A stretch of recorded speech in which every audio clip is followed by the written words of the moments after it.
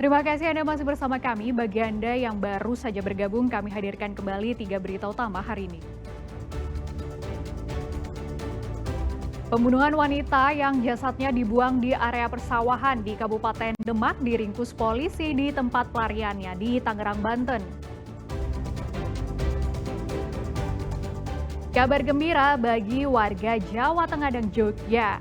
Rute penerbangan menuju Pulau Karimun Jawa sudah dibuka kembali. Serunya Hari Sedekah Bumi di kawasan wisata Guci. Warga berebut hasil bumi karena dipercaya membawa berkah.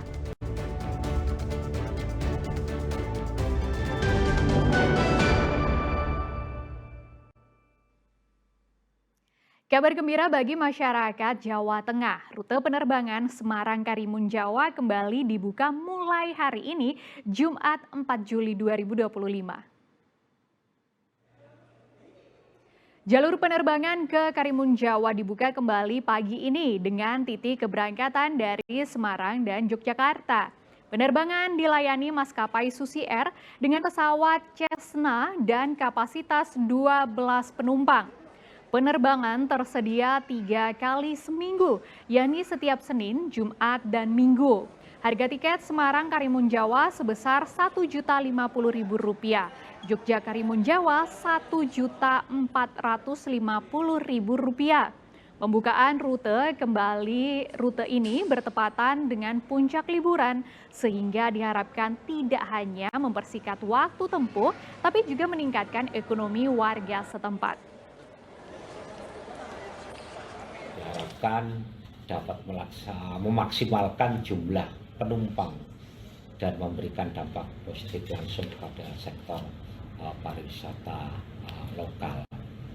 Nah, ini bukan hanya tentang mempercepat perjalanan, tetapi juga tentang membuka peluang ekonomi baru dan memperkuat posisi Karimun Jawa sebagai destinasi ekowisata bahari favorit. Banjirop di jalur Pantura Demak berdampak luas pada banyak pihak. Para pedagang yang berjualan di jalur ini juga ikut terpukul karena omset penjualan menurun drastis selama lebih dari sebulan terakhir. Jalur Pantura Demak di kilometer 9 kian parah akibat banjirop. Banjir tak kunjung surut sehingga kondisi jalan mulai rusak dan berlumut.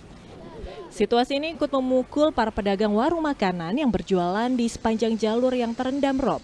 Mereka kehilangan banyak pelanggan lantaran enggan menerobos banjir. Mereka pun harus berjuang keras untuk memenuhi permintaan antar makanan ke pelanggan karena harus menerobos banjir. Selama banjir rob yang sudah berlangsung sebulan lebih, pedagang mengaku omset penjualan pun turun tajam. Agak sibuk dengan kondisi kayak gini, biasanya kan ini kan kesana ya. Satu jadi nggak mau nyebrang, nggak mau itu ya Mas ya, jadi agak sepi sebenarnya. Kadang kan cari yang mana dekat atau kan makanan kita bisa toh. Yang penjualannya agak berkurang, terus kadang ada yang minta dikirim, saya juga kan susah, jadi bolak-balik. Cara nggak ada yang jaga juga. Tapi kalau saya nggak kirim, jualannya nggak laku juga. Ini juga perjuangan ya Bu Alitin ya. Perjuangan banget. Warga berharap pemerintah kembali memaksimalkan pompanisasi agar air rob surut sehingga aktivitas warga termasuk pekerja di sepanjang jalur ini tidak terganggu lagi. Ali Mustakfirin melaporkan dari Demak. Ratusan orang berebut gunungan hasil bumi pada acara sedekah bumi yang digelar di objek wisata Guci, Kabupaten Tegal. Warga berharap keberkahan dari hasil bumi yang mereka dapatkan. Dan kelancaran pelaksanaan acara ini.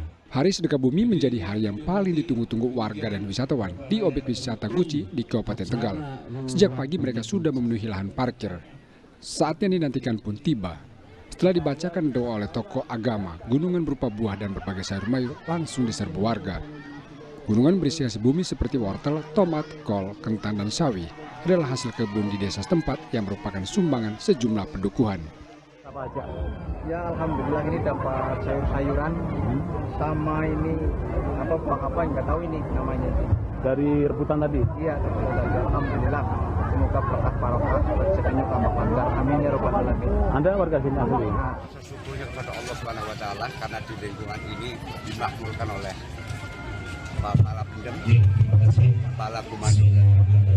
Assalamualaikum warahmatullahi wabarakatuh. Makmuran. Insyaallah. Ini dilaksanakan tiap bulan apa, Pak? Setiap bulan Syuro.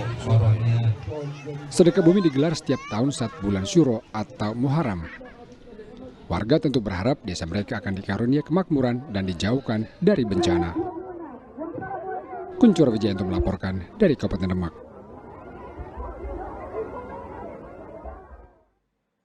Bus dari karoseri Laksana untuk pertama kali diekspor ke Sri Lanka. Ekspor perdana ini menjadi angin segar bagi pertumbuhan ekonomi bidang otomotif di Jawa Tengah. Pelepasan ekspor bus ke Sri Lanka ini dilakukan Gubernur Jawa Tengah Ahmad Lutfi Rabu sore di karoseri Laksana, Kabupaten Semarang. Bus yang dikirim dapat digunakan sebagai bus pariwisata atau bus antar kota. Sri Lanka menjadi negara kelima tujuan ekspor. Sebelumnya, bus Laksana sudah diekspor ke Timor Leste, Fiji, Laos, dan Bangladesh. Ekspor bus ini sejalan dengan pengembangan kawasan aglomerasi seperti Semarang Raya, Solo Raya, Pati Raya, Banyumas Raya, dan Keduraya. Ekspor bus diharapkan mendorong pertumbuhan ekonomi di wilayah aglomerasi. Bahwa Jawa Tengah mempunyai mangsa untuk ekspor yang sangat luar biasa sekali di atas istilahnya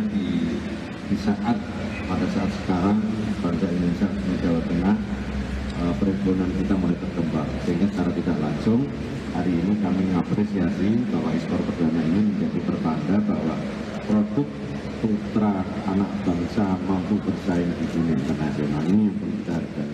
Kemudian yang kedua, kita juga akan meningkatkan kerjasama terkait dengan aglomerasi yang nanti akan kita akan gunakan Laksana. Sebelumnya kita ekspor, ini merupakan negara kelima yang kita ekspor.